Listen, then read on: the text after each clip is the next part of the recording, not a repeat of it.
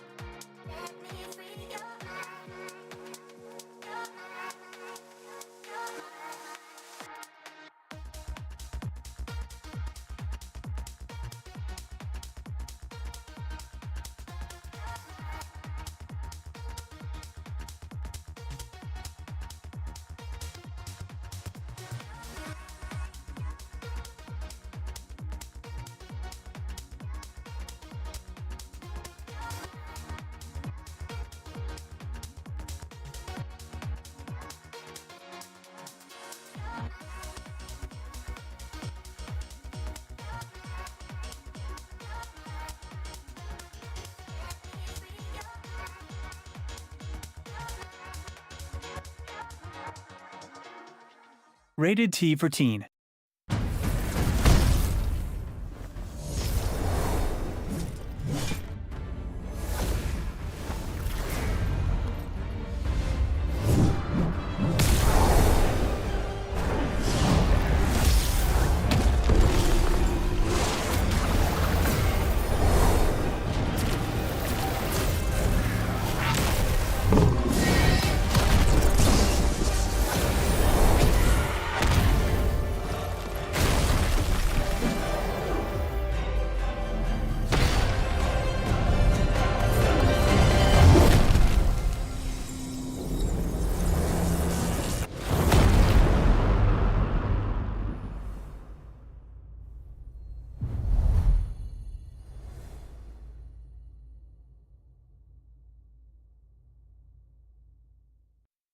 Hello, everybody, and welcome into the Smite 2 Dev Insight. Yesterday, we had our showcase, a pretty hefty show that went over all of the details as to what you can expect over in Smite 2, and I'm sure that a lot of you probably have some questions. So we're going to spend the next couple of hours here answering questions that we found online. If you guys have questions in the Twitch chat, you can feel free to ask them here as well, and we'll try and do our best to answer as many of them. I'm J-Mac. Joining me here for the Dev Insight, I've got a whole group of people. I've got AJ on the couch right next to me. Joining me over on the opposite couch, we've got Clumsy, we got Aggro, and on the back on the desk, we've got Pon joining. So if we have any in-game specifics that we need, we can always go in-game as well and kind of show those off. So, fellas, it's the day. It's Smite 2 day. Comes out later this evening, 8 p.m. We turn the servers on, and we can jump into Smite 2 in like 8 hours at this point. Like, it's crazy how far the game has come to where we're now at this point. Horrifying. It's exciting. And exciting, and very exciting, yes. People were really excited by the show yesterday and Yes. the patch notes yesterday. We saw a lot of discussion on social media, and it was a lot of positives, you know. Definitely some questions and some things to learn over time. We'll get into those, but I really felt like it was just mostly really positive. Yeah, I think there were a lot of excited people ready for us. Yep, absolutely. Can't wait till everyone can start playing and find all the broken stuff that we have to adjust. You know, that's I can't wait to be in those games with them, demolishing them, right? Breaking, Surely. breaking the things. Are people going to be MMR farming though? Or are they going to do the big in-houses, you think? I mean, Probably a little bit of both. probably a little bit of both. I imagine some in-houses. I know there's already a channel for in-houses. Okay. Oh, That's is good. there? There is. I'm part of that. I can get you guys in there. Yeah. Hell I'm yeah. gonna need to get in there. Say there will let's most open likely be multiple MMR resets throughout the alpha, although they might not be every alpha test. Sometimes MMR might carry over, sometimes might not. Honestly, it'll depend on how the tests go. Right. But like resetting MMR is generally not good because then you just make matchmaking truly random again. So the more you play in the queues, the more likely you start getting, you know, people that are your skill relatively quickly. Yep. So we'll see. The point I'm trying to make here is that feel free to do the in-houses. Don't feel like you're missing out yet because we don't have a lot of the persistent progress stuff that you'll need that you'll want to hit the queues for. Right. We're planning to add all that stuff when we get towards the beta phase. What you're saying is have fun? Yeah. Whoa, what? Have fun in my Smite 2 games? Gotta do it. Yeah. Just have fun and learn and tell us about Yeah, let us things, know how which I'm things sure are that won't be the hard part. Let us know that you're having fun, you know? We want to hear that too. Oh, yeah, right. Well, we heard a lot of the positives yesterday, so that was really nice. Yeah. I mean, if you make We could use some. cool, if you make cool plays, post them on social media, start working on videos. The NDA does get lifted, whenever it goes live. So get out there, stream your games, record some content. I know I've already been seeing, some small stuff pop up. People doing, kind of build theory crafting already. I think Angry Day was one of the first ones I saw this morning. Walked in the office, opened Twitter. First post I see, Angry Day. All right, here's like 6 or 7 builds that you could probably try out already. I'm like, the game's not even out. You're just looking at numbers, but hey, he's already going to give it a try out there. So if you got any kind of content, put it out there. Send a tweet over towards Smite Game. Who knows? You might even get a retweet. Can't guarantee that. I don't have access to that. I'm kind of putting that up front towards I'd say. I think now is a really good time for in-houses. Oh, yeah. It just really is. And we do have a very early version of Spectator functional in the Alpha 1. It's free cam only, and I believe there's no UI while you're spectating. Essentially, you're just looking out at the game for now. But we're still working on that. That's a high priority for us to make sure we get to that spectatable gameplay as fast as possible, because we're going to start doing events, hopefully, right? I mean, I can't say anything specific about when or dates, but They I'm just like, watched the match yesterday, right? You don't want any more of those dev games going on? Dev tournaments? Yeah, but we As watched long as that I'm on one the winning team, that's we fine. watched that one all from player perspective, but it was on patch notes about That's right. spectator. But I wanted to shout that out there. So like, even if you do in-houses, you could have a spectator join and look at it from multiple directions. I think those would be just really good content. Yeah. For the start. Yeah. It's crazy that we're going to be able to watch Smite 2 on Twitch. Like, Oh, tonight. I know. yeah. You know what I mean? That's- Like, isn't that crazy? Yeah. Yeah, up until now, it's been like, yeah, if we ever see anything or see anyone post, it's like, nope, that's NDA. against the rules. Yeah. It's supposed to be there. Well, and you know, we've talked about it a lot over the years, the challenge of managing the dev environment with the live environment. So we're all working on Smite 1, and we know what's in the next patch and the next god. We know all this stuff in the future, and we have to like partition it in our brains. Yes. And then Yeah. you go to Smite 2, and it's just like, we have all of that from Smite 1 and what's live and what's not live, and then all this stuff from Smite 2, all of it trying to keep track. It's just been really challenging. That's probably why you've seen a little less of us just being as active on social media, like while we've been working on Smite 2 before the announcement. It's hard. Yeah, what you're saying about the gameplay, right? Of like going from Smite 2 to Smite 1, like you're jumping to try and pick up and interact with all the buffs. All I the remember time. in Smite 1 when we were getting rid of boots, I literally went to live games and I forgot to buy boots for like that entire patch because I'm like, oh yeah, they're gone now. Yep. Just people hadn't experienced that yet. Yeah. There was exactly.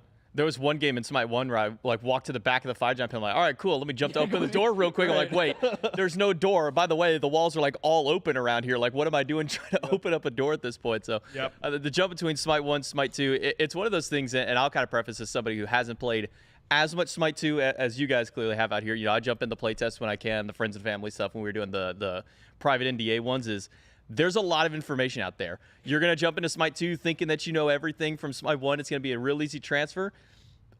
A good portion of that will transfer over, but you're going to be learning a whole lot of new stuff. A brand new item system coming out. Yeah. Just about every single god has something different with their kit, whether it be the way that their damage scales, whether it be actual changes to the abilities. There's a lot of transferable knowledge, but there's also still just going to be a lot that you're going to have to pick up and kind of relearn in the game. And that's something that we've definitely talked about a lot before. Just like, hey, you know, when there's new patches and stuff, new things dropping, just make sure that you guys everyone is kind of just ready and accepting of what people are going to try. But this is really a new game, right? And we've talked about the new items, we've talked about the classless system going on. There's going to be really wacky stuff going on. You're going to see you're on her trying to support and stuff like that. And that's stuff that is more might actually viable be than good. ever. Exactly. So really, just Give be it a prepared chance. for it and be ready and try it out yourselves. I think people are underestimating the amount of new things to learn in Smite 2. Yes, I would agree. We did intentionally try to keep a lot of the core the same, and we also tried to keep it relatively. If you don't want to learn a whole bunch of new stuff, you really don't need to. have to, right? Like generally the same as it always was on any MOBA or in Smite 1. Get a good idea for your build guide and your role for your god. You like just get those basics down and you'll be fine. Yeah. And you can do that in Smite 2 as well. But if you're really one who wants to, theory craft a little bit, you're more on your own, innovating on your own. A lot of people think they're just going to like jump right in. They're treating it like a Smite 1 patch. Yes. Like I already know all this stuff. I need a lot more, but it's like, no, you don't actually already know all this stuff. There's a lot of groundwork that you are going to have to relearn. Yep. And it it is a fun challenge for those who are interested in it, but it also like it can be challenging to focus on specific things because you're like, I think I'm just going to focus on trying to play, I don't know, I'm going to focus on playing this god really tightly and hitting my abilities. And then before you know it, you're spending more time in the item shop than you usually would. You're going to different places on the map than you usually would. Like, it's a lot of change that can hit you in a lot of different ways. Yeah, it's a reminder also, we do have the practice mode, which you can then open up, explore the items. So if you want just a brief introductory so that you're not in match trying to figure out what's going on, you want to like actually look at it ahead of time, there is that mode available to you. We're going to flesh it out with obviously more. I would highly recommend using auto build. Auto build also For your first tries. As we mentioned yesterday, there are multiple builds you can choose per character, and they will be described in like what type of role or goals they have. So, we have like a full mid-int Neath build, auto build is already ready for you. You just choose that. Or if you want to go traditional ADC, that'll be there too. Yeah. So I definitely recommend starting with that. I would recommend this to people in Smite 1 as well. Stick to auto build, stick to one god as much as you can for a little while till you really get the feel for things, and then start exploring more. Right. Yeah, I think I was talking about it with Barra last night that my pipe dream on the podcast? on the podcast That I've never heard about. It's called The Backliners. You can check it out on Spotify, all that kind of stuff. But my pipe dream magical Christmas land is that you bring your Smite 1 knowledge, but also bring no preconceived notions as to what is strong, how to do things, this is the way things should be. you know, you're going to die to more ganks than you ever have because you don't know jungle tracking. Right. That, you know, the wards are different. You can't buy Age wards. cooldowns and all sorts of variables. Like, we have spent so much time thinking about these things. It doesn't mean we're necessarily right, that we got it right on the first pass.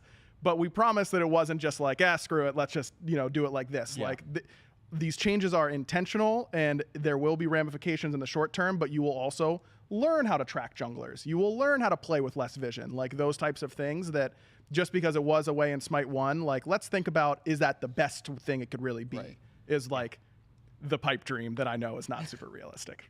I think a lot of people are going to come into it with that attitude. Yeah. There always going to be some level of bias. Sure. And, like, expectations. A lot of people are just going to try to brute force the Smite 1 meta into Smite 2. Yep. In our experience, that's not the most optimal way to play. I would agree. You want to you're going to want to adjust your build and your role, like the actions you do in your role. I think what's really important still generally, and this is just a core tenet of MOBAs, is just making sure each person is trying to play a different role, and trying to make sure they're kind of leaning into what they want to do as their role. So you got to split out the map. You have to diversify your damage sources and your tankiness, your utility effects. Like, those are the things that really matter, like, as a team playing. But your individual patterns of what you might expect as a mid laner are going to feel different. Yep, definitely. And that's what's fun to me, you know? Like, that's what's really exciting about Smite 2 is being able to learn all of these things again. Like, that's, I think, what a lot of us love about MOBAs is that it's an endless pit of trying to solve a puzzle that's unsolvable, and now we're being reset to a puzzle that's less done than it has been for 8 years. Well, if there's in anything Smite, we've seen, it's and that's that awesome. Our Smite community has been consistently asking for more change. Yeah. Like, in seasons 2, 3, 4, there was a significant number of people that were like, yeah, let's aim for balance, let's tune, let's adjust. And then by season 7, 8, 9, it's like, you didn't turn the whole game upside down. What the hell am I supposed to play? Right. I've already played all this before. And like, so now we're giving you something that is that to the largest degree ever. And it creates the opportunity to do that again with every new feature, every new god, every new mode, every new item that comes to Smite 2 can do that, have that same effect more than ever. Yep. Yeah, and I think one thing that at least Clumsy mentioned earlier was the removal of class. And I think that's a good way to kind of pivot into our first, maybe topic of discussion a bit. And our first big question that we kind of got pulled, which was there was a big Reddit thread that kicked off yesterday about the removal of the class system in Smite 2. What's kind of some of the insight on the decision towards making that kind of choice out there? What was being discussed behind the scenes to kind of make the decision to just remove the classes entirely? I'm so glad that was received positively. Me too. Yeah. We were like, it is a big change. And a lot of people like, the class identity, the labels, like there are some advantages to the previous system for sure.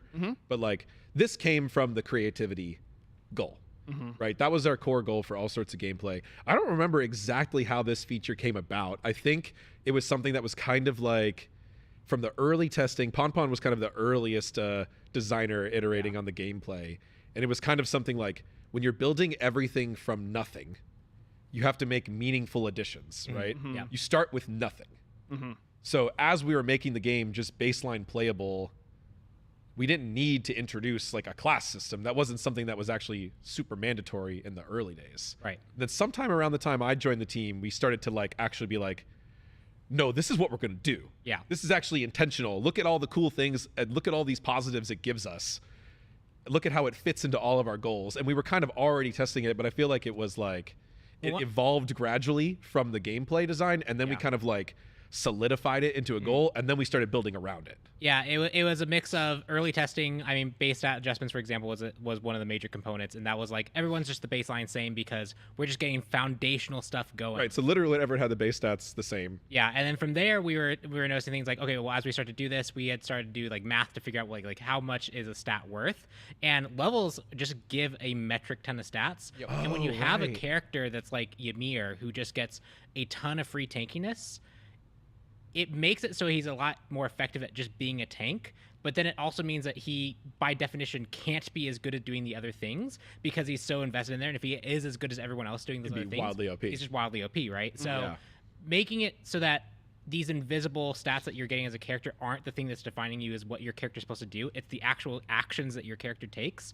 That was one of the main reasons that caused us to move towards more trying to make it so that their specific actions and their specific abilities spoke to what they should be doing, and then it's up to the players to decide how those tools are best utilized. So if you look at Ymir and you see, oh, I can be a really effective support, I can be a really effective tank because I have this ability and this ability, that's great. If you think that, no, I could actually be a bruiser because I can get in there and I can just absolutely wail on people with the mallet, that's also great. But if he has 1,000 more base health than everyone else, well, one of those has to give. Right. You inherently can have a balanced face punch Ymir if he's already got the stats like predetermined for you of a heavy guardian. It doesn't mean that we removed all base stat differences, but we have lessened them pretty significantly. Yeah, I wanted to show those today once we get through the Q&A, but like just to speak a little bit more to this about game development as a whole. It's very scientific method type of process. You have a lot of hypothesis, you run experiments, right? You make prototypes, you play test, you see how things feel, and you move forward with what works, and you cut what you feel doesn't work. With Smite 2, we had that loop going on as if like a lot of building Smite 2 felt like we were building a completely brand new game in a lot of ways, right? But then we still had the Smite 1 element as an extra layer on top of that. Yep. Which I think it was, is a blessing in many ways because we know we love Smite, we want to build upon Smite, but it challenged and complicated a lot of decisions too. Because we were like, is this really better or is it just different? Right. And the class system so far, people haven't played it yet, so know, Sure. it might change. The Reddit thread might change its mind very, very quickly. But it's good to just see that people.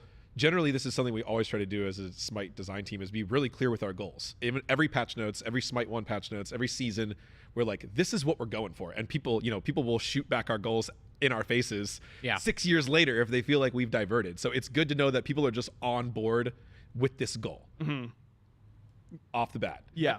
I think it's really exciting. I mean, I think classes have a really big benefit of making the game digestible for new players. Like they know roughly what these characters might do because they know what a guardian should do in their mind. They know the definition of the word. But we've come up with some really good systems to help still give that information of what these characters are naturally good at based on their kit, but it's based on their kit, not based on their stats nearly. And that's a really good point too.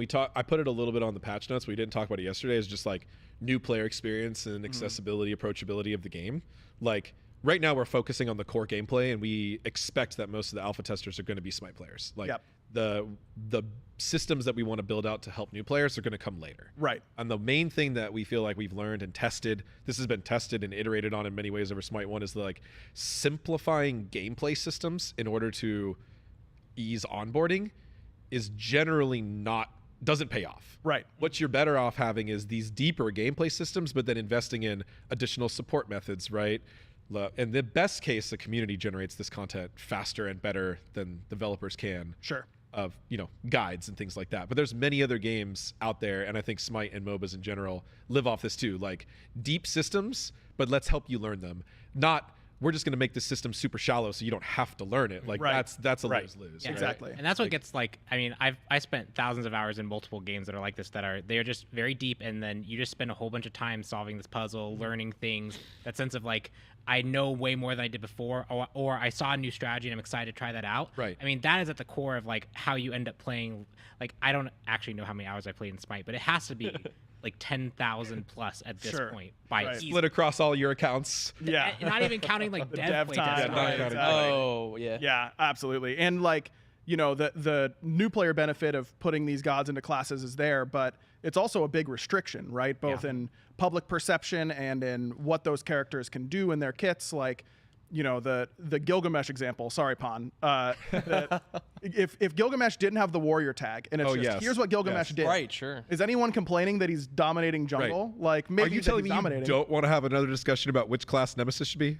No, When because we he don't has have to. when he has to be a solo laner, it breaks his jungle. In the amount of Right. time we've spent just talking about which class a god should be, we could have made 2 more gods. Right, 3 exactly. more gods per discussion. It's just like, it is, and it's mostly, it's semantics. It doesn't actually matter. Exactly. It's just you're mostly arguing if the label is correct. Right. If a god can be reduced to a 1-word label, then their gameplay is also limited to a one-word label. Yep. And that's specifically what we wanted to avoid here. And we hope that when people start, generating content, when we start adding more guides into the game, we have things that say like mid, int, nuker, neath. Right, that's her own thing. That's what she can do. That's a subclass, a sub-spec, right, of a character. And that was kind of a concept that Smite 1's design was really limited to. They couldn't really do that in a lot of ways. Yes, exactly. So that was like kind of the main, that feature is what comes from this classless system. Yep. It comes with some challenges though, like defining gods is harder now. We can't just say one word and you get it. It's also when you just look at a god on the battleground, you can't make all those assumptions anymore. Right. We've had a lot of playtests where people are like, see Bologna, and they just think Smite 1 warrior. And then the Bologna jumps on them and they die super, super fast. And they're like, what the hell? Bologna's OP. And we're like, check Check the score. rest builder. tab. Yep. Right? What? That's a full basic attack damage strength Bologna. That's an assassin Bologna. You need to play against it like an assassin, right? Yep. People will ignore bursting characters down because they think they're building tanky, but they didn't actually do that. When we just first started like the chalk int builds where he's like building poly and stuff in the playtest, it's like, no, actually just turn on him and kill him. You can And do the that. chalk int build is really unique because he's not even like a true tank or DPS. He's like a hybrid because his int buffs his healing a lot and his protection buff. So he goes through these like spikes of tankiness when he's torrented recently, but then he has these vulnerable periods. Yeah. And that makes for a cool type of class play. Like we never really had that in Smite 1 where you could kind of do both. Right. Right? You kind of had to pick one or the other or just be kind of like medium at everything. Yeah. Yeah, and I got to give a shout out to F Dot for the chalk mid, like Smite 1 over the years. He was always saying, Chalk. this is Chalk. this is Chalk. not a Chalk. tank soul laner. He doesn't function very well as a tank soul laner. He doesn't do much. And he convinced me, and I've always thought Chalk is best as this damage dealer that can soak a little bit, but kind of wants to play his cooldowns and do burst and then run and burst and then run. And he Chalk plays like into that so well. much better. Yeah, Yes. you can play like full int. You still probably want a little bit of stats probably for it, but you can play pretty high int Chalk and get that feel. And you'll oscillate a lot between when you're tanky and when you're not. Yep. So obviously things that we're thinking about in the future are ways that we're going to want to convey that to players to make it a little bit more obvious to, the way a health bar gets segmented, right? You can tell when someone has more health by just a glance. Those are types of things we think about in the future for maybe is there ways to help show people who are more lethal or more tanky. Yeah. Right. Stuff that's not in the game yet, but things that we're going to be, constantly thinking about over time going forward to continue to support this classless system in a way that can be really flexible and still be something that's learnable, teachable. Yep. Lets me do silly things like Zeus support as well. Yeah. That was Get it? it's a build that's becoming infamous for me to run now. I think the last like 3 friends and family I've just been running that. It's been so much fun to do because people are like, "Oh, that's a Zeus. He's just gonna hit me really hard. I need to jump on and kill him." And then I'm sitting there with like 3,000 HP, and they're like, "Why is this Zeus just not what's dying?" going on? Yeah. Yeah. And then all of a sudden I'm just like, I'm gone, and they're like, "Where did the Zeus go? He's now like just off of my screen. Oh, he's still alive. Oh, his health is back. What's going on?" Like, Give them the tech. What's the build? They know all the things. it is now. literally 6 active Zeus builds. 6 like, active. Oh, okay. This is the mini button Zeus build. I think if I remember right, I It would probably had still be good with the 6 passive Zeus build too. Surely. I think I had mushroom, of course. feather, Yep. blink, the shell. I'm trying to remember what everything I had. Little Helm of Darkness. I think in I there, had little Helm of Darkness as well, and then Yep. I think I had Jade Scepter as well. Yep. So this is just a blink, Jade Scepter, pop everything in the middle of them. Oh, I'm about to die. Press feather, get all my HP back, drop a mushroom in the fight. Yep. It's just silly, but it's Yep. fun, and people don't expect it. So Yeah, Pawn shot that one ruin out. your queues with Now that. we build. remember who was the Yeah, who was behind it. because we've been talking about all the Zeus stuff. I'm like, I think he'd be good in support. Like he He's actually so has much a lot fun. of tools that like makes him an early pressure support that then can transition into like just team fight chaos, and it's cool that the people are doing that. Yeah, no, it's so much fun. But before we jump into kind of the live Q&A with the Twitch chat, we do have one more kind of question that did get popped up, which was a niche question. But has there been considered to be an implement of special scaling to damage to towers? For example, for characters who build a lot of int, they might not be able to do as much damage to towers. So what's kind of maybe the ideas, or maybe I guess since you guys have maybe whether it be access to numbers or just kind of the know-how, how does damage to structures kind of generally work in Smite 2? Well, Pon. Oh yeah, Throw it my way. Yeah, that's fine. And that's how our whole dev process works. Any questions? So, There's two main things. One, we actually do have a field in the damage effect that we have that can actually literally says like magical scaling to towers, physical scaling to towers, and we have a lot of ways of determining what we're hitting. So yes, we absolutely could do something like that relatively easily, and we actually did have that because we were originally matching a lot of Smite 1 stuff. So we actually implemented, because in Smite 1 magical characters do more damage to towers. But we also have made a lot of changes in Smite 2. For example, basic attacks, every character gets baseline strength and they get per level strength scaling. And this is actually significantly higher than Smite 1. So everyone's basic attacks generally hit harder. So by default, a lot of characters have more passive ability to deal damage to structures, and we've been tuning around that. Every character can also build to specifically damage towers more by getting a strength item, so they can also opt into that style. But that base amount that we're doing helps a ton in regards to dealing damage to towers. And then we're going to see how that plays out, because being able to push a tower is a specific character strength and identity. And so if everyone can do it too effectively, or we do a global system that ends up spiking it too hard in specific ways, it might be hard to balance that in the future. Like, I think Kronos and Sol are good examples of characters that part of the reason why they can kill towers so effectively is they take benefit of that bonus damage scaling that's in Smite 1. Right. But then that means that, like, But this was considered a problem Yes. in the later years of Smite. We've had this discussion with our Olympians and our ambassadors that I feel like this system is now counterproductive to Smite 1, because the towers are tuned to favor a completely non-basic attack focused mage to still deal damage to towers, makes the characters that do magic damage and basic attacks just hyper melt towers too extremely. So, like, as Pon mentioned, there's the two things to take away from this question are, one, everyone's already going to be a little bit more effective at this, and everyone's already going to be a little closer together. Yeah, we brought the floor up on that overall. And then two, we definitely have tools in place to do these types of things, but we don't want to implement things until we really have seen that they need to be there, because it's gonna blur together gods, right? We want to keep the separate uniqueness. We want to keep some trade-off in your build. If it happens to be that 5x int characters is a meta build in Smite 2, then they will be slower at taking towers is a good natural counter to have. Right. To de-incentivize you from just doing all of the same thing, right? Yeah. So it's a tight balance there where, like, there's a lot of different possible options. I think in general we're open to, like, somewhat invisible rules in the conquest map. Like, that can be fine if it helps the whole map play out more smoothly. Other MOBAs and multiplayer games do this type of thing all the time. If it helps the map just play out smoothly, you're like, I don't understand why that damage number is so big to that tower, but I don't really care because I'm breaking stuff and it's fine. Like, that's okay. We might be open to that in the future, but we want people to really get a feel for, here's this good baseline point first. Yeah, it matches what we're really pushing for with a lot of these characters, is that difference in strengths and those trade-offs that you're making, especially as you're drafting your team. And if it turns out that we do need to add something like this, we can, and we're willing to make those adjustments as people play and as we actually start to see things flesh out. Just preempting that too aggressively can often lead us to situations where we are in a tight spot balance-wise, or those trade-offs never get to be felt or seen. Basic attacks are valuable now too, so it's like good thing to, those of you watching the show, those of you who stayed through yesterday's show and today's show, are gonna get a lot of pointers and tips for when you get into the game later. But basic attacks, they're valuable.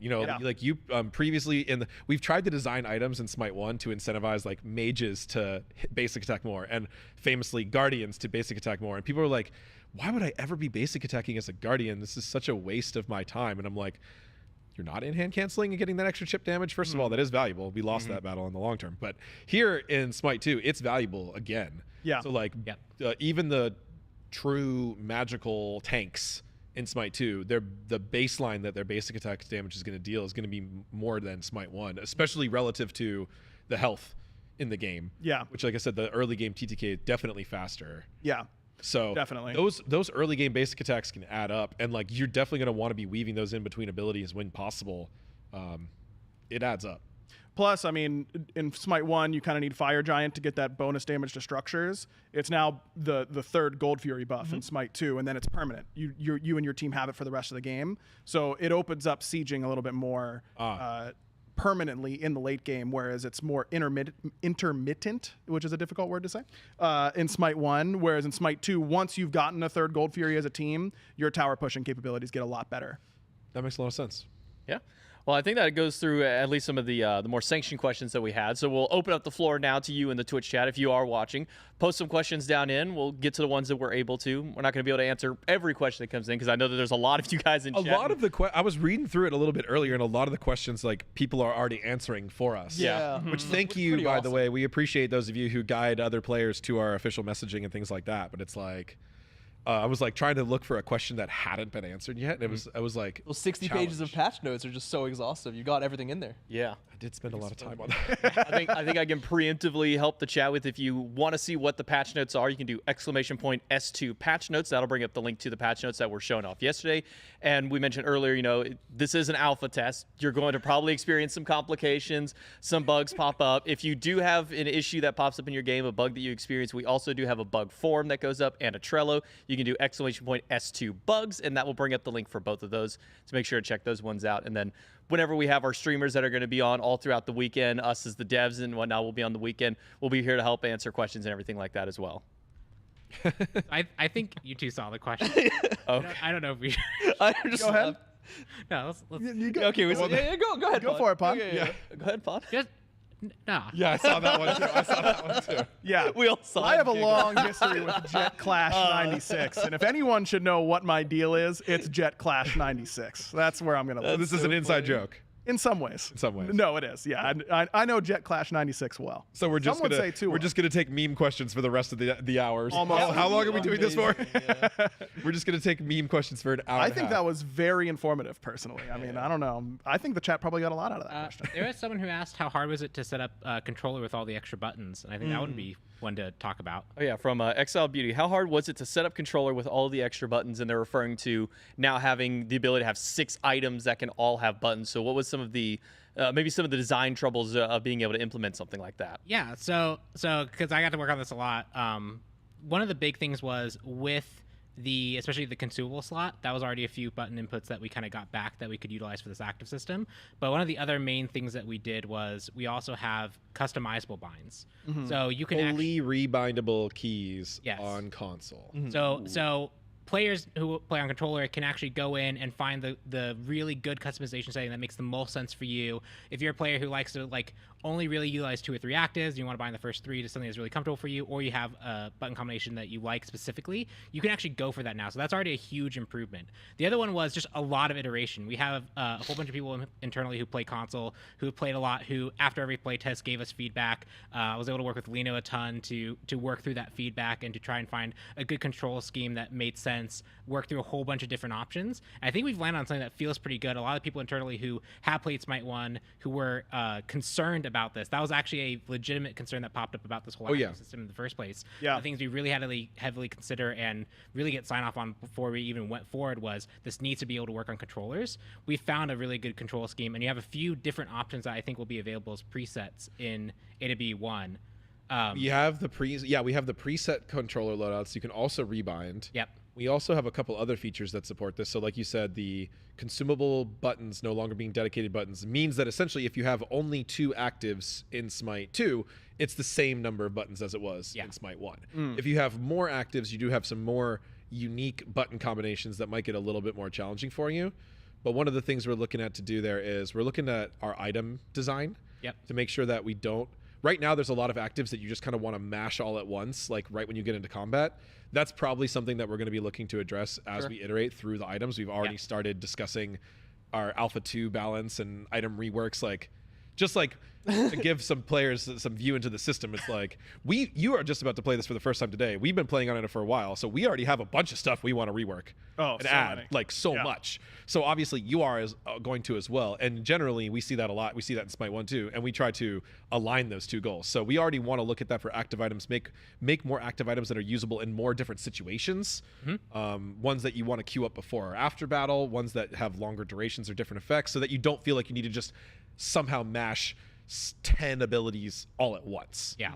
Because that is, I think, just harder to do on console than it is on PC. And that's also probably not a great state for our active items to be. If you feel like I just literally, without thinking, just hit 6 buttons at once. Right. You want to be able to go and queue up each one and feel like it has a good purpose. So there's some stuff there that especially as we go forward. There's some other UI features that go along with this too. So when you buy an active item in Smite 2, it will auto sort to the front of your inventory.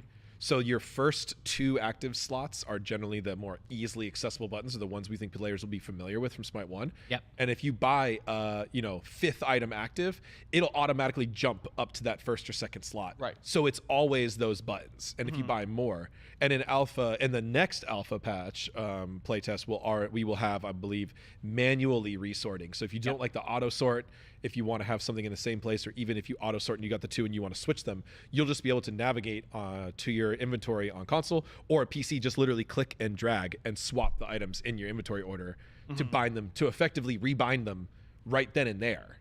Yeah. So then you can pre-queue up your binds, what you like the most for your active 1, 2, 3, 4.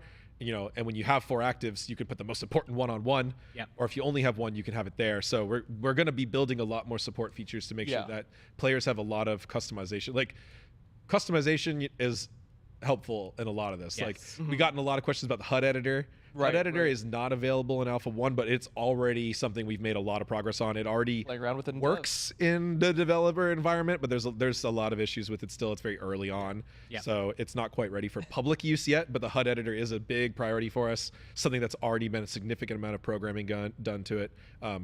Not directly related to this question, but you can see for the sure. tangent. It's close. Our wish list of like features and things that we're working on, of like gameplay things or quality of life stuff. It's like, again, you guys are playtesting on things that we've already been going through in the past, and we're getting ready for the next stuff, for the next playtest. So yeah, there's definitely a lot of stuff that we want to continue to support, whether that's quality of life feature or whether that's in-game gameplay designs. Yeah. No one will miss auto run more than me. Like, I'm asking about auto run It's every back. day. It's back. In dev? It's back. Yes, it's back. What? No See, way. like, I didn't even know. Yeah. Yeah, Spoilers Numlock- for a future test. What a great test. Auto run was broken. I might have even made the fix didn't into even Alpha 1, honestly. Really? We had Let us good. know. Yeah, So seriously. can somebody? Well, yeah, we're Is it working on the patch notes. The alpha, we're working on all of the different builds so frequently, right? So the Alpha 1 build, I explained in the patch notes, there's a relatively long delay before it gets released. Yes. For good reason. Yep. And you can't keep adding or making more changes to that, because then you have to repeat your QA and certification process. Right. You break things. So Alpha 1 has been kind of contained and looked at, and there's already some known issues on the patch notes that are a lot of those are already fixed, right? Or a lot of those are ones that we definitely, obviously wanted to fix as soon as possible, so much that we're even telling you about them before you play them. So sometimes it's easy for us to get mixed up on what's in what builds. Oh, because yeah, we're just adding impossible. so rapidly to the game right now, Right. more so than ever before. Yes. So auto run, if it's not in Alpha 1, it should be in Alpha 2. This is it's big in dev. news for It's me. in dev. Can I use it in my Yes. playtest Yes. tomorrow? Yes. Okay. Yes. I can't wait to play test tomorrow It's already. definitely back. It's Hell definitely yeah. back. We are so bad. There was a question that gives me just a little mini chance to ramble. Yeah. Go for I it. promise I won't spoil anything too much with this, but someone asked about, do we have the Morgan ult working internally? Because that's going to be sure. a big thing. And that just mini rant time. The kiss curse of working on a sequel is everything that went That went wrong. could create bugs, a lot of bugs in the first version, and how you might want to do things differently in the second version. So I think 2 or 3 months in, we had a working version of that ultimate so that we could occasionally test it, because we knew that this is probably something we're going to want to support. Maybe things change by the time we actually get to the Morgan, but knowing that was a thing that we had wanted to do and that it was something that we would want to support in the long run, we do have a version that works, and we go back and we test it incredibly early. incredibly early. We're talking there was 3 playable gods or something in Smite 2, and Yeah. Morrigan ult was already a development concern. Yes. So Right, there wasn't even a conquest map. Yeah. But they were building the gods, the base god system to be able to support Morrigan ult. yeah, and when we were building out systems, we were because we used just example kits from all of the games. So Discordia was one, we want a projectile that can spawn a deployable, and that deployable could spawn projectiles and fire a whole bunch of projectiles that could drop their own deployables that then move around and do all the stuff. And we want the right? designers to be able to do that. So, we had a whole bunch of example abilities, and we made a lot of baseline stuff. So that's the really cool thing about going into Smite 2 with this new engine, is we know a lot of the things that were problematic for us, and so we get to actually approach them with hindsight knowledge about them. So just a very cool little So tidbit. Morrigan was accounted for. Yes. And I've even I don't want to set some crazy expectations here, but it's just a cool story in that the new systems in our development tools are so much more flexible. Oh, yeah. I even did a demo with the ambassadors where I just equipped Onher's ult to Ymir. Yep. and it works. The animation doesn't line That's up. Yeah. Right. But That'd be so Ymir fun to starts see. shooting spears out of his face at the right distance and the right range and dealing the right amount of damage. Yeah. And I was demoing an item. We were making like a basic kin style item, and I was like, to test this, I'll just hook up Kukulkan Tornado. And every single god I basic attacked got a Kukulkan Tornado spawned on them. Yep. It's like we can just trigger that type of stuff and adjust it really easily. Yeah. Like, there's a lot of art and other bugs that can come up. UI, specifically UI and art bugs can come up from that. And it's not really like easy to just like programmatically shuffle those types of things. But like, we can do a lot of really fun, silly stuff. Yeah. We could potentially make silly game modes in the future. And this is a bit of a chance for me to rant too on this, which is like a lot of people always ask about like sillier game modes, match of the day, adventure style content. And it's just like, that's something amazing that we want to do eventually. It's not really a priority right now though, because we have so much of the core game still to build. You said Yes. Smite Cart 2 is like not right now. So I'm saying Smite Cart 2 is I think you're good. maybe a long ways off. We're on our way. And this is like, I haven't seen this question yet today, but it's probably one of the most common questions I've got from friends and family testing and ambassador testing.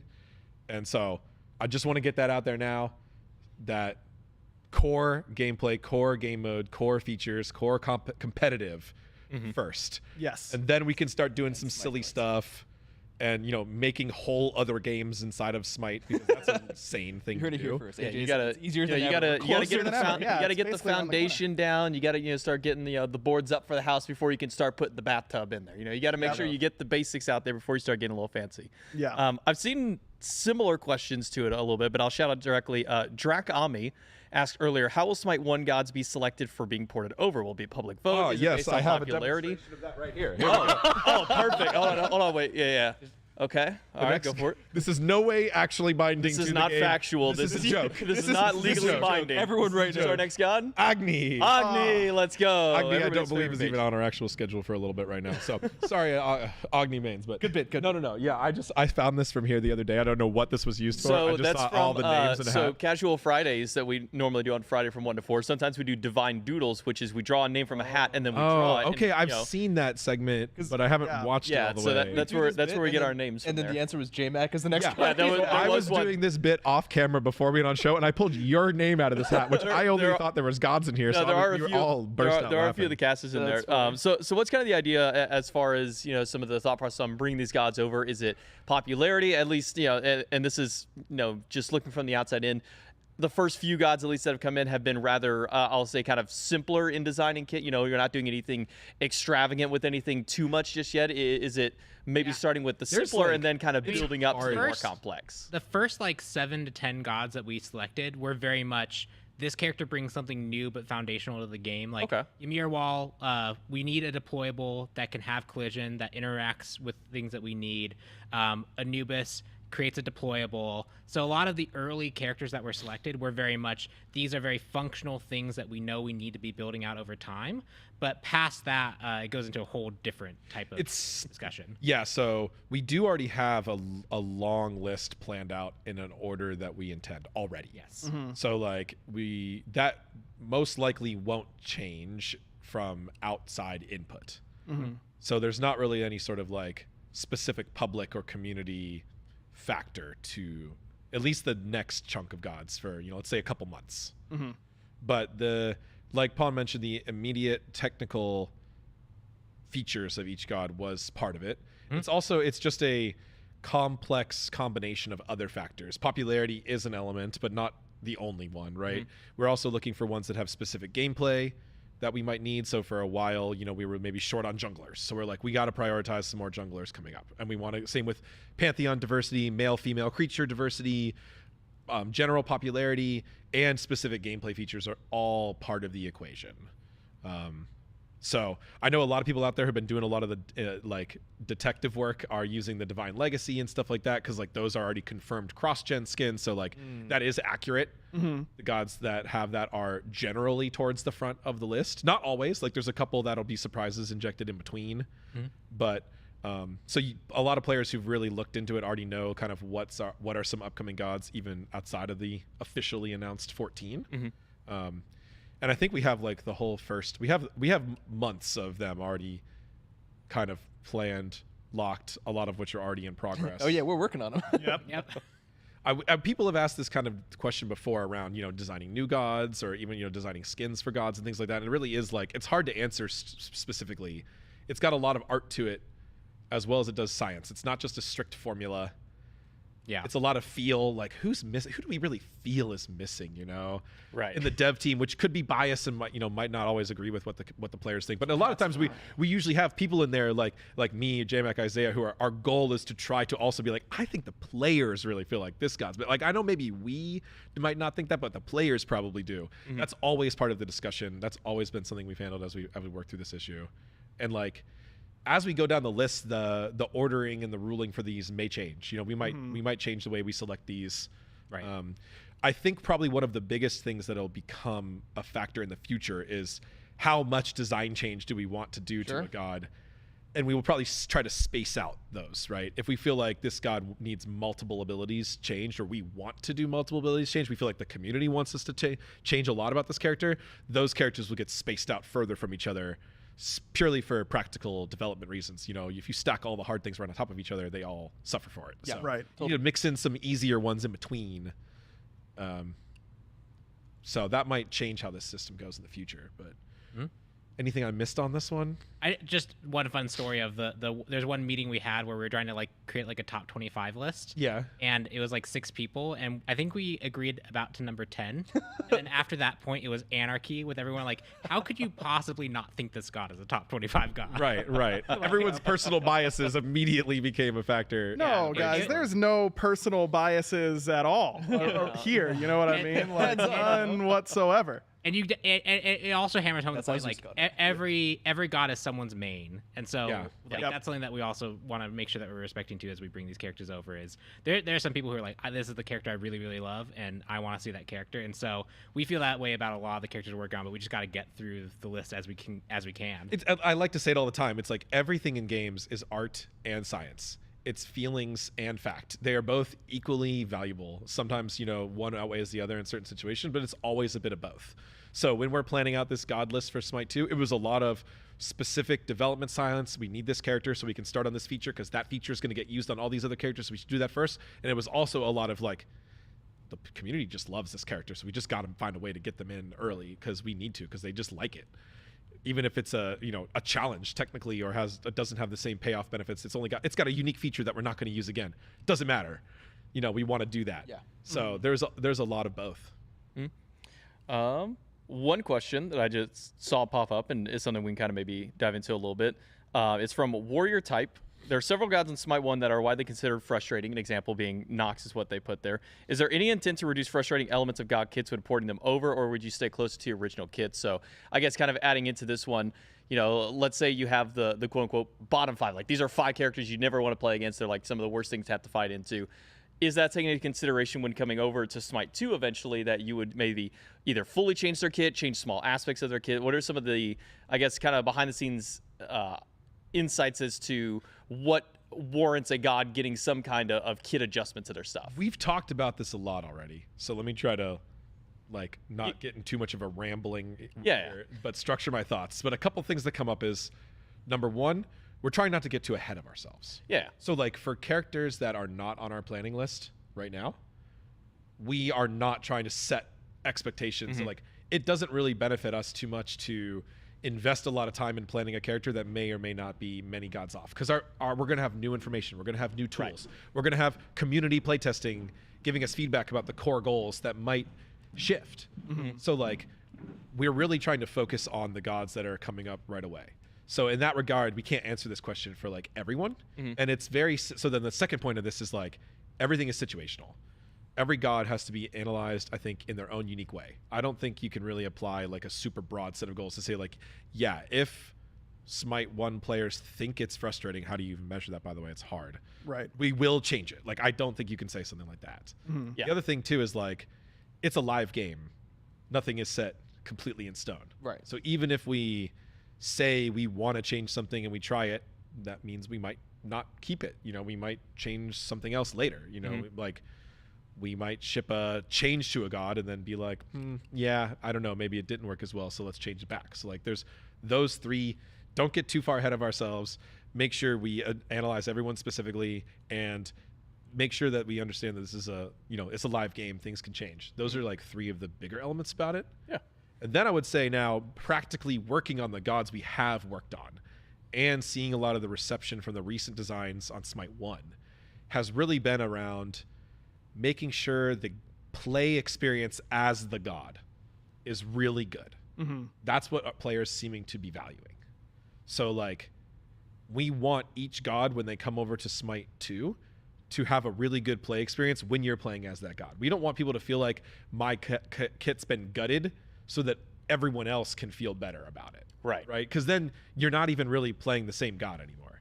This is an extremely biased and challenging like design space to enter. It's a lot of subjectivity, but in general, we found that like that's super important. People want to see something new for each god, but they do want to see the general core exist.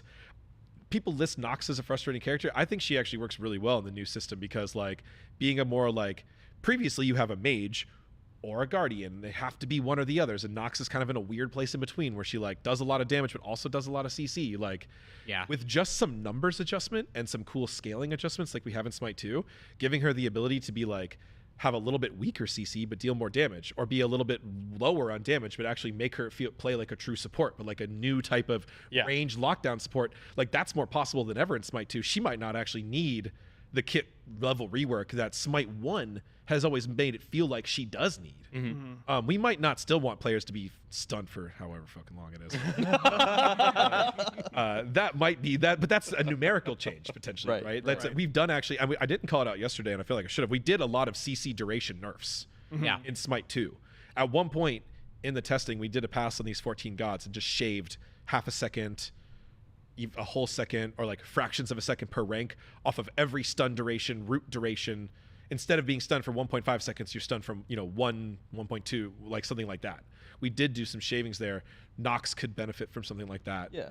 And one other thing as well is like we've talked about on the show, and we've shown case examples of, we're always trying to find small-ish tweaks to some of the characters that we wanted to do. Like we showed with the On Her Ulti Impale, we went through a whole list of them, and sometimes that can inspire us to find pivots in the kit in ways that we find to be healthy for the character. So I'm not saying we're doing anything here, but just for example, Nox, when we might be discussing her time and what's a +1, what's something that we can draw in Smite 205 for her kit, that might lead to further discussions on how she might exist in Smite 2. Yeah, very true. Yeah. It's a challenge though. Like it certainly is. Yeah. But I think it's like the most fun thing for me personally though, is thinking about how these kits work in Smite 1 and where they can be improved. What are the things that need to be maintained in order to maintain these character identities? Because through all these changes, we really don't want to change a character's identity. Exactly. Right? Like, what are they good at? What are they known for? Those things I think are really important to preserve. It's kit identity, not role. Exactly. Identity. Yes. Kit identity. Yes. What is like, so Neith, for example, like where she's always been kind of a hunter that's actually better at being a mage. Right. And we're like, okay, let's lean embrace into that. Like her kit is good at this. Let's actually reward you for playing her kit instead of you just feeling like a bad hunter. Yeah. Right. Yep. And Nox, I feel like, is the same. A lot of the things with Nox and Smite 1 is we've generally internally wanted to make her more of a support. That's where she plays well. That's where she's less frustrating. That's just what makes sense for her. But she has a significant, strong following that likes to play the DPS, high risk, high reward. I either hit my buttons and you're dead, or I miss and I'm useless, like type of mage. And like that is something I think Smite 2 facilitates, where in Smite 1, I feel like we would have to just be like, one of those two groups is going to have a bad time. Right. Depending on our pick. Right. But in Smite 2, it is actually possible for both of those to work. Yes. Based on just some clever scaling values and some slight adjustments to numbers and, potentially some secondary features added or subtracted from the kit. And not being locked into classes like we started as, the Exactly. original conversation. Yeah. So every god is going to get some level of change is generally our goal. Yep. Some of those changes are relatively light for kits that we think already work really well. Or for kits that get a lot of newness out of just the systems as well. But we are looking to always add something new. So the way we've kind of done that is to add some secondary features on top of kits or some conditional things. Yep. That's felt like it's been a really good way of increasing skill ceiling, adding some more gameplay patterns to a god that didn't usually have it before, and not sacrificing or compromising the kit identity. Yeah. One question I've seen kind of randomly scattered throughout, I can't even see the exact side of the one that I most recently had saw, which was basically just kind of asking about various game modes. Because Smite 1 has, I think, like 6 game modes and a match of the day, something like that. And there's a lot of people playing a lot of different modes, especially outside of Conquest. You know, Conquest's still the most popular, but a very significant part of the community are Shout out to arena Max. mains or Yep. assault mains or anything like that. What are some of the plans for the future? You know, you don't have to say, yes, this mode is coming out, this kind of thing, but I don't think we can confirm anything that's fair. right now. But maybe like high level philosophical, some truths we know. Like as Max, shout out to Innocent Rabbit, has confirmed, like Conquest really is and almost always has been the most popular mode in Smite by the most accurate metrics. You can look at other metrics that may make Arena or Joust look more popular. Joust gave Conquest a really close run for its money back in the early console launch days. But it's always been Conquest. Conquest is the fundamental, you know, MOBA mode. Conquest is our primary focus still on Smite 2. But that said, we also know that statistically speaking, a huge majority of Smite players play multiple modes. We ran a test at one point for how to quantify a mode main. This is like maybe a little bit of old data. Maybe I've told this story before, but like we were looking for, okay, what percentage of gameplay? So of all the modes you play, if you have to play 25% Conquest or whatever to be a Conquest main, or 50% Conquest to be a categorized as a Conquest main, and we found that like after 25%, there was not a statistically large enough sample size to continue. Like even the biggest Conquest mains were only playing Conquest like 25% of the time, and then everything else, and then the other 75% was split between all the other modes. So a lot of people were playing a lot of modes. So we know that that's valuable to our players. So we're definitely going to be looking into designing some non-Conquest modes, but I don't think at this point we're ready to confirm anything about which ones, in which order, how many, or whenever, yeah. any specific timelines. Yep.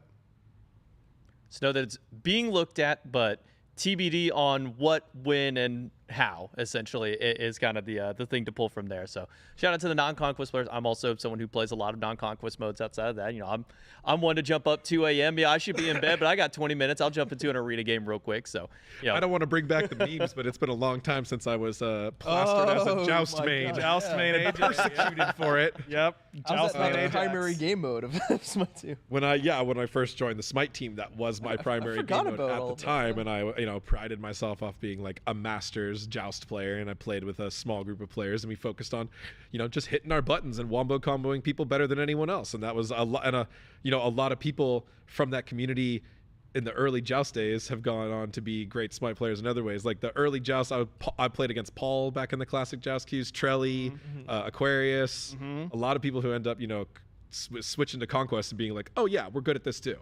So, even though many people watching this right now might not know how I was a champion for a long time of the non-Conquest players as well. So we do know it's important. We all feel that too. Yeah, absolutely. We just want to be really careful about how we allocate our efforts right now, Yeah. right? Like we said, we're remaking everything from scratch. Things take time to make.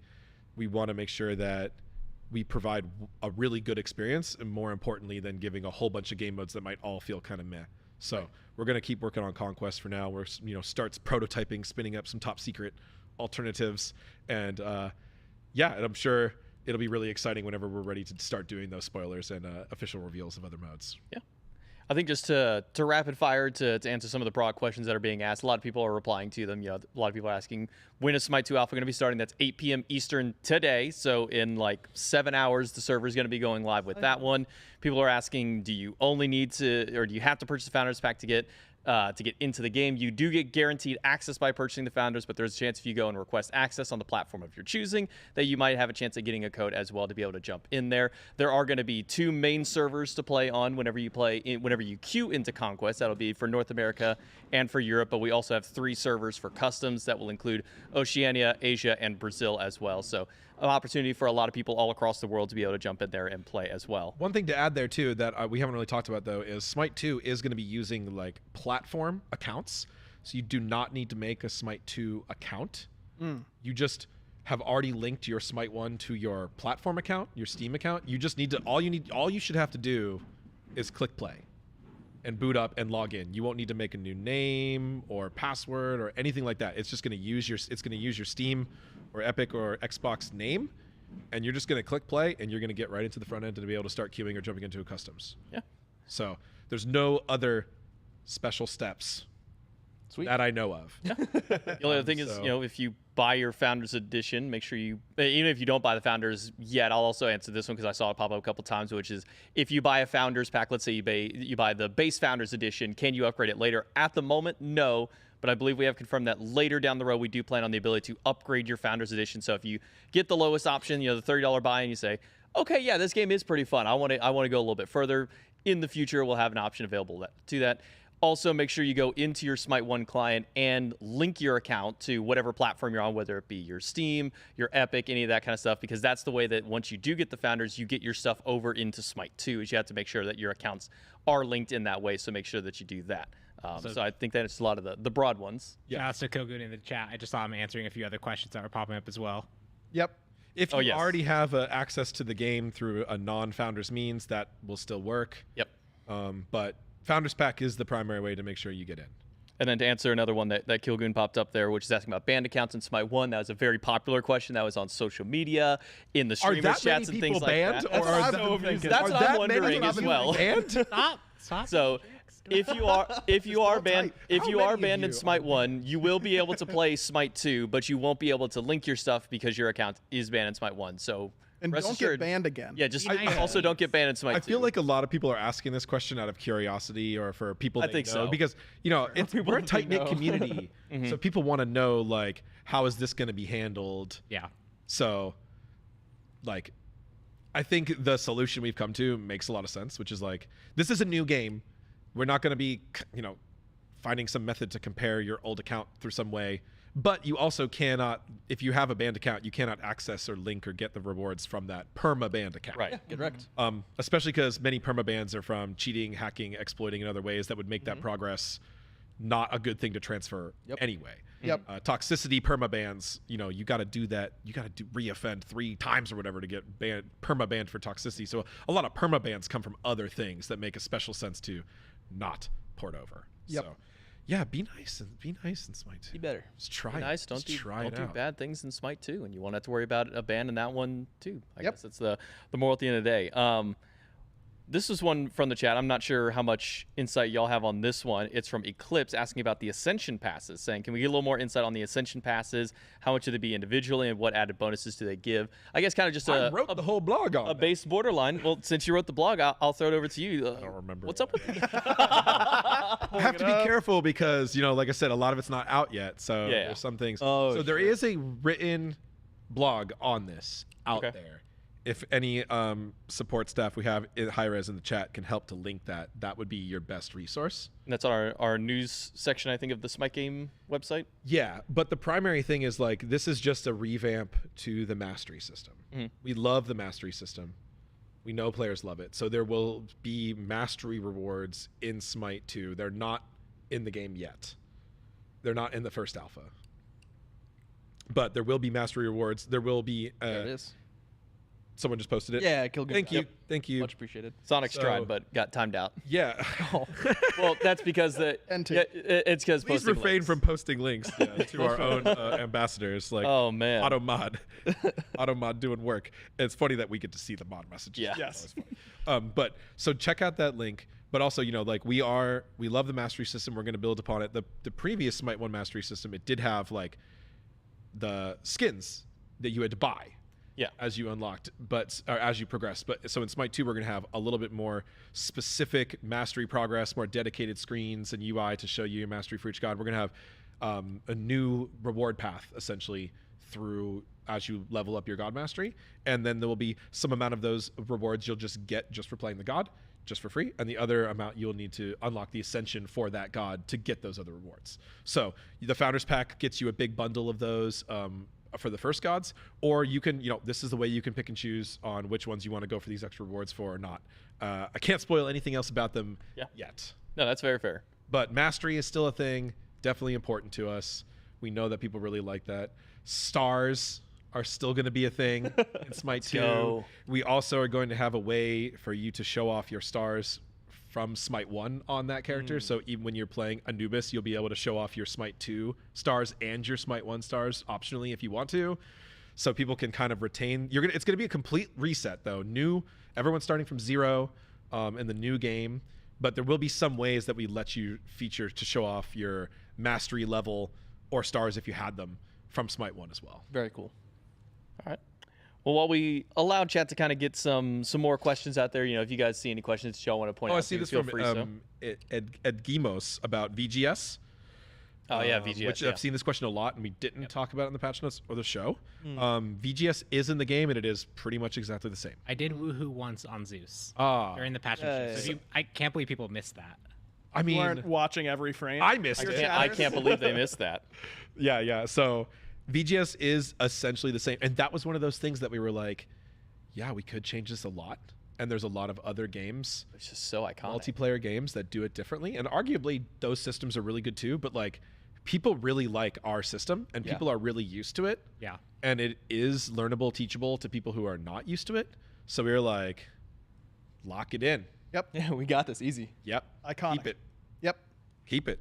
We came to that decision a lot of times while working on Smite 2. Mm-hmm. Some were easier to find than others. Some we really wanted to try some alternatives, and then we were like, let's go back to the beginning. But some were just like, right off the bat, like, no, that's money, keep it. Yeah, people can communicate entire conversations using VGS just commands, and everyone will know what they're saying and what they're talking about, and that's kind of insane. Yeah. It's awesome. So there might be some minor changes to it. Like, I believe in the first alpha, it's like not fully in. There's some voice lines missing for some characters. You might find some bugs with some mixed up voice lines. Right. Like, it's early still. The UI has one noticeable bug, which I put on the patch notes already, which is when you're VGSing, you will also press those buttons. Right. You'll move if you press So- A, like VEA. Yeah, you'll so move. be careful backing. with your bindings, or you can Yes. interrupt your recall. This is a known issue, though, so we'll get this fixed as soon as possible. Yep. Okay. But VGS is in and is working generally as you'd expect. So, There's also just, I guess, the continuation question of that, which is what are like other communication methods, and I think we don't really have anything to say on that except that VGS is the only one that's in right now, and we. I did put in the patch notes, voice chat is in progress. Okay. Text chat is something that will be evaluated after voice chat. Yep. So it's not to say that we don't intend to add these features. It's just to repeat myself again. We're rebuilding everything from scratch. Smite 2 has no chat system. Yep.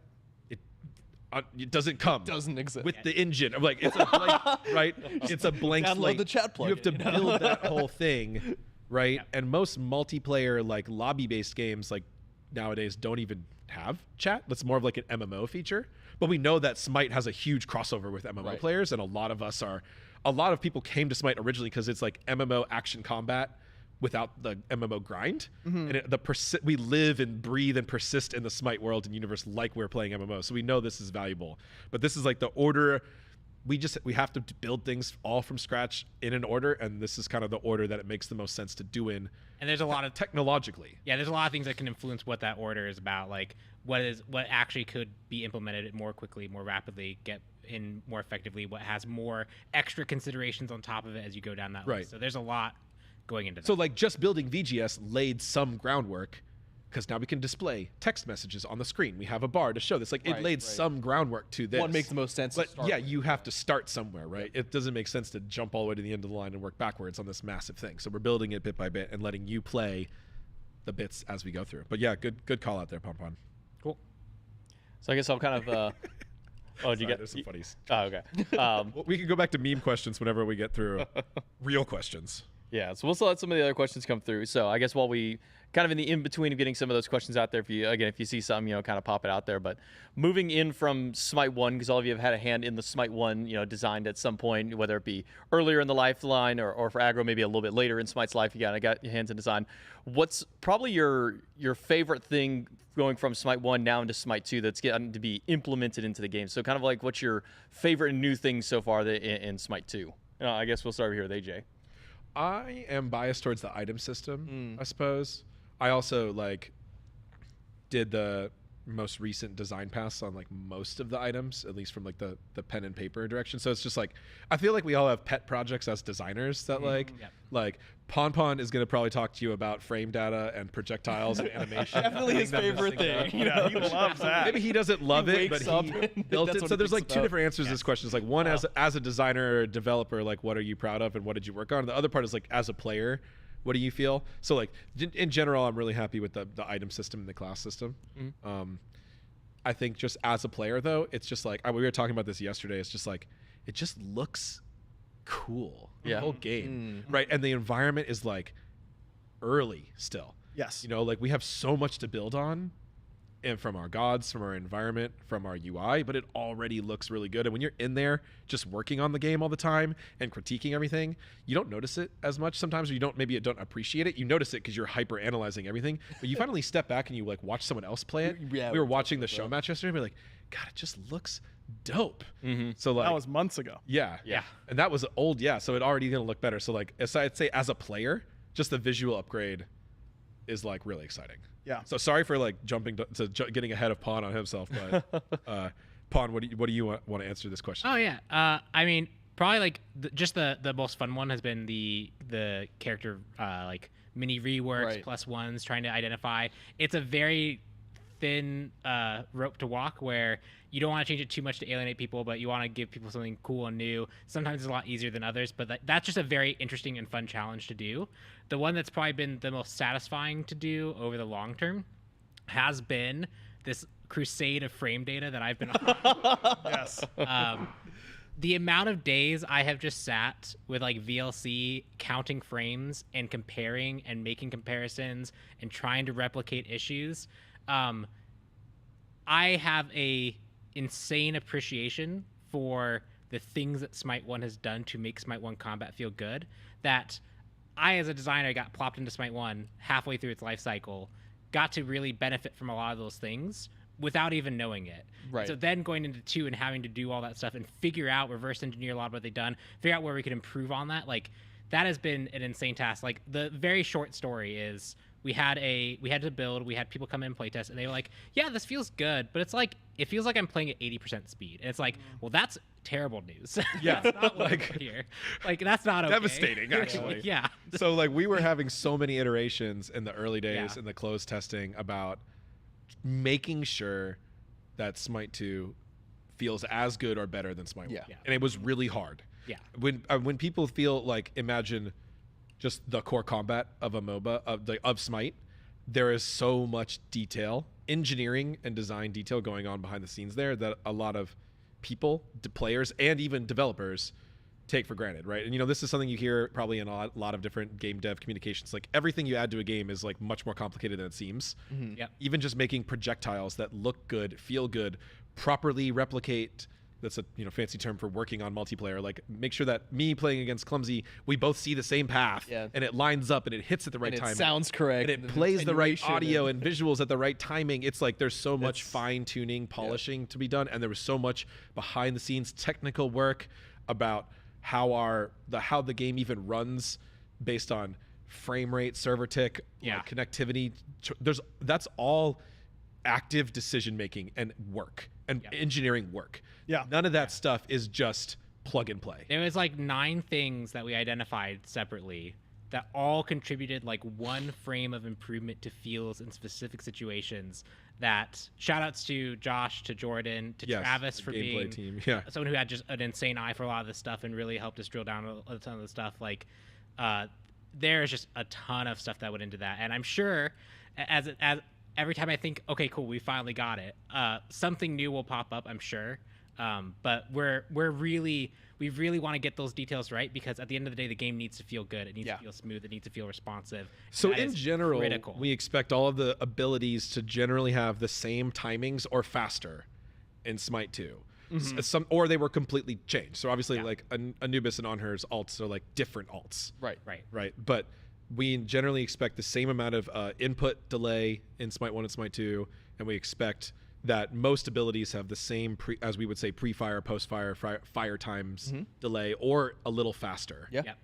In Smite 2. If you feel like that's not the case, it's probably a bug, or maybe there's some other issue going on like individual performance issues on your machine, turn your settings down to low. Like, I know the pros out there are going to crank everything down to low right off the bat anyway, right? So like look in those things, check those things out. Like we had even recently some friends and family testers that were like, I really dislike this design decision to slow everything down. And we were like, what? Yeah. Like, show me. do that? I didn't do because this was not intended, right? Yeah, Like, let's learn, let's dig into, and we fixed a lot of them in our closed testing, and we're excited to keep fixing them as we find them in the open test. I think that's definitely really important. If you think something isn't working correctly or something feels off, let us know. Like, don't Don't feel assume free it to was an use. intentional change Yeah, by us. exactly. This was not intended to be a pivot to a Souls-like Smite, right? We were not back there going weight and gravity and timing. Yeah. No, we want responsiveness. We want enough clarity, right? We want time to show things and do things and have clarity and things to make sense. We don't want everything to be instant, but we didn't want the game to be like fundamentally slower in any way than Smite 1. In fact, we've like Ymir can move during Glacial Strike, and Glacial Strike is more responsive, which we don't get into all the details, but like it actually rolls forward instead of delaying the whole thing. So Ymir can now strafe while Glacial Striking, and he'll hit the target right in front of him much more consistently. And at about max range, it's about the same as it was before. Movement speed, did we talk? We didn't even talk about this. No, we haven't. Put it on the We wanna patch talk about notes. that It's at on the some patch point. notes. So Yeah. in Smite 2, there is no boots. Nope. But there also is no movement speed per level. Everyone is full speed at level 1. Zoom in. So we were like, why slow things down? And it was like, there was some good discussion about, well, is rotating lanes too early, too strong? And we're like, good. Like, that sounds dope. Let's do it. Get active. Right? So everyone starts out with roughly same move speed as Smite 1, type of as it feels on the map, I'd say. Everyone starts with max move speed at level 1, and the only difference is that melee characters, all melee basic characters, are slightly faster than ranged characters are in Smite 2. So just compared to each other, they're like 5 units. I got the spreadsheet pulled up if we need to, but like, I can't believe we didn't talk about that one yesterday. I know. Right? I saw. There was I just saw so much someone to talk about. it. Yeah. There's yeah, so for much, sure. And actually, That's what we're talking about it today. kind of talk about that. I was informed that Pon, you might have some spreadsheets that we can kind of look at, maybe some stats, some numbers that we can kind of go into if you want to take a little bit of time to kind of talk about some of the nitty gritty in Smite 2. Yeah, of course. If we want to change my screen, I think I've deleted any incriminating information. Yeah, I was about to say, we want to make sure we don't leak That's what we'll anything. see. But we didn't get a chance to actually go over the base stats of characters. So if you want to just take a screen grab of here's the stats that you can expect the character to see, if you want to look at them, dissect them, and see how we've adjusted things, see what decisions we've made. Generally, they all fall into this category of there's a baseline amount that we're looking at, and then we kind of bring characters up and down from there based on what we feel like they should be at. And so you can see here we have like the amount of base health, the amount they scale, where they're going to be at level 20, and I don't want to tab over to other screens because I almost certainly will show something you guys are not supposed to see. Yeah, I was just staring at this. I was like, oh Literally god. the sheet that actually drives the base stats of the sheets that we use in game for all the characters. I actually have broken a few characters because I've deleted them off this list just to show you guys. So Oh, we'll man. have to revert it. So the things you might see here is like each stat kind of has like the average, that's the yellow, and then they have a +1, +2, -1, -2. Yes. Kind of like a range. In general, those ranges aren't that far from each other. So as you can see, like a base health character, the difference between the lowest, which would be the dark red, 650. 68. Actually, if you want to tab the off me highest, real quick, 'cause 742? this is not the correct sheet. Oh man. So, We made all that up. Here's sorry. Now We've made everything. Hold on, wait. Hold on. give Pon a second. One more while- delete. Yeah, Okay, yeah, we'll now get- we're good. Now come Oh, man. back. Okay. We wanted to show this These are the real today to give a little bit of insight Oh, okay, into those the ones. behind the scenes of the development of the process. And we also, because these numbers are not easily ascertainable in the game yet, because the section where you would navigate to a god and click on their base stats doesn't exist yet Yeah, in the game. So I wanted to, I was like talking about the spreadsheets and wanting to show this today so that people could have an opportunity to see this. So So a lot of numbers. Flare Boot, I hope you were watching. Knowing Flare, he probably has already gotten Yeah, some Flair's form of access. calculated all of these already. Yeah, I'm about to say, knowing him, Yeah, he's you got can- some access to this there's a already widget somewhere. in the bottom right that tells you your stats. You can load it in a level 1 and you can reverse Right. engineer these and figure these out. So this is not secret information, but we wanted to show it just so people could kind of get a feel for how different the numbers were. And because when we're talking about squishing the numbers for the ability of giving class flexibility, we wanted to show you like the proof. So it's roughly plus or minus 10% max. So you get 20%. Yeah, I think we compressed it even a little bit more. We've adjusted it a little bit more. So like as we were looking back at that health value, if this is the more accurate one. Yep, this is the more accurate one. 658 versus 742. It's under 100 health base health difference between the tankiest character in the entire game and the squishiest character in the entire game. Yeah. So like that's not nothing at level 1. Like that survives you an additional a basic attack or ability hit, you know? But it's like it's pretty close. Right. And it still gives them some differences, but it also gives them this flexibility that we hope we're going to deliver in Smite 2. Yeah, and we've tried to, and you can see here, like some things are very similar between characters, some things are a little bit more different than other characters. This is something that we'll be adjusting over time, but we've tried to make sure that the stats make sense for what the character's general game plan is in regards to what their kit wants to do, rather than just this is a guardian, so therefore they get the guardian package of stats maybe slightly tweaked. Like Ymir is still the tankiest character on here, but that's because he's generally a lot less mobile. He doesn't have as much protections baked into his kit, and it supports that more frontline style and guardian play style. It supports what he wants. So these are all subject to change, but just so you guys have some visibility on it. This system is one of the ways that we're delivering on the classless system. So even though you might know whatever Odin, Chalk, and Bologna all as the same class in Smite 1, they might have different base stats from each other in certain categories than they do in Smite 2. Do we have a specific example of that, Pond? Was it maybe Which example? I don't know, like of 3 characters that are usually in the same class but have actually different base stats categories in Smite 2. Not in this one. Okay. If they have the stats from the other one, so one thing that, I guess spoilers because you saw the other sheet, on her got a bit more aggressive in regards to being that more kind of auto attack focused character, where Neith being more that kind of burst ability character got a slightly different set of packages. Where in this world they still very much have similar-ish stats to each other. Where we're looking to push that further going out. So in Smite 1, every god of the same class didn't have the exact same stats. Right. They did have slight variations, but every class had these relatively strict bands for each stat, and they were also like very different from each other. Yes. So like that system is pretty different from this, and like the old one really forced us to make, even if we put Ymir at the lowest health guardian, he's still well higher than the highest health of any DPS classes. That's not the case anymore. someone's trying to break. Yeah, someone's trying to like break into the studio here. It's hello? only 1:21. We Yo, still have we're- 40 more minutes We're of the still show. live. We're still live with the show. We're giving so much insight here, Travis. We're looking at spreadsheets. I was watching this spreadsheet and I was like, you know what? I just want to play the game. So the servers are live. Oh, you guys can log in now. I just want to. I just Is it wanna 8 go o'clock play. already? I just want to play. Servers are up. Get in the queues. Oh You're shit! welcome. Join I the knew if game. I brought up the spreadsheet, Travis is like, just get them in the He game. said, I'm not Right here to when look we at get to the numbers. good I'm here to stuff. play Smite. I 2. just had lunch. I'm dozing off. I'm like, spreadsheet. Oh my god! All right. It's active. go go go. Well, All right. Well, you heard it from the big man himself. Yeah, you heard it our from- team leader, Travis, and the servers button. are up early. Do we get that's to the go play server. now? What do we even do then? Like, we still have like we still have like 30 minutes to We go got on to this answer show. questions. We got. There's no questions. It's yeah, just no everybody questions. excited. Yeah.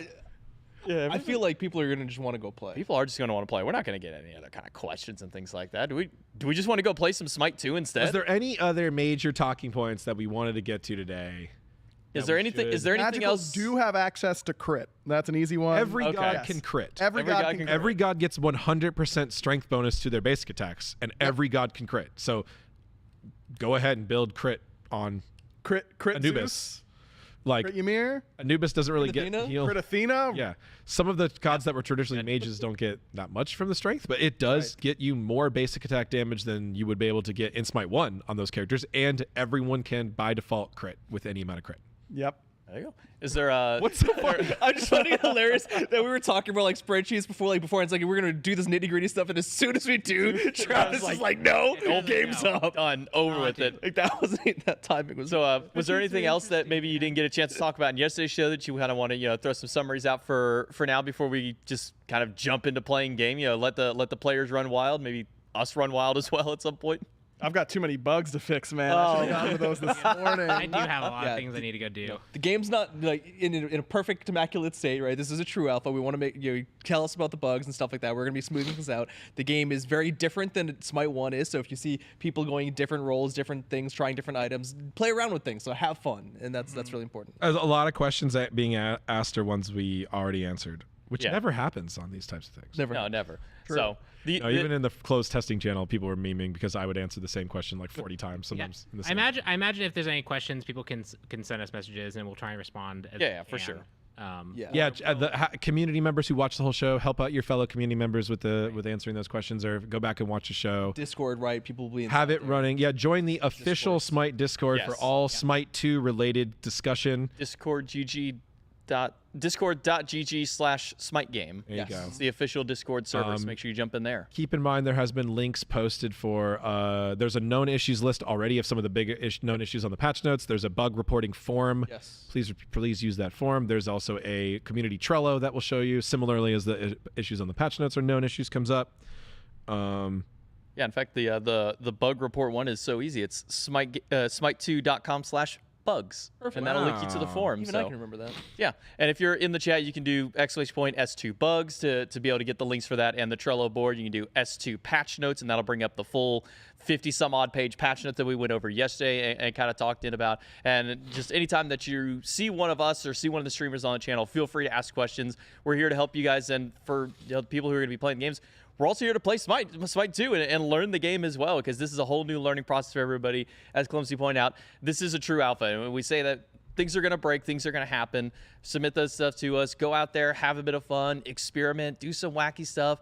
Try and be nice to your fellow Smiters, because we're going to have people of all different levels of skill. We're going to have literally players who just won the World Championships for Smite 1 4 months ago, playing with people who have never played a MOBA in their entire life, but they got sucked into the Smite 2 hype. So make sure to help out your fellow players. Obviously, as mentioned, there's no text chat in-game, so it might be a little bit harder, but join the community Discord server. You can do voice calls in there, ask questions, all that kind of stuff. It's just so important that you guys give as much feedback to us and the team as possible, because we're here to try and make a better game for you, the community, and to make Smite 2 be the best game that we can possibly do. And a lot of that is done by the feedback that you guys provide. So I want to thank the devs for coming out for our Insight show. We're going to go ahead and wrap this up early, because who cares about asking questions? Smite 2 is live, so we're going to go play some Smite 2. You guys go play some Smite 2. If there's one thing I will address to add on to there. People were wondering, how do I get to it? If you have your Founders Pack, which thing do you need to download? If you're on Steam, it is Smite 2 Public Test. If you're on Epic Games or PlayStation, it's Smite 2 Playtest. And if you're on Xbox, it's Smite 2 Demo. Make sure you have those downloaded, update them, and get in there and play some Smite 2. Thank you all so much for coming by. We're going to go ahead and wrap things up. And let's play some Smite 2. Let's go play. See ya. Made in Georgia.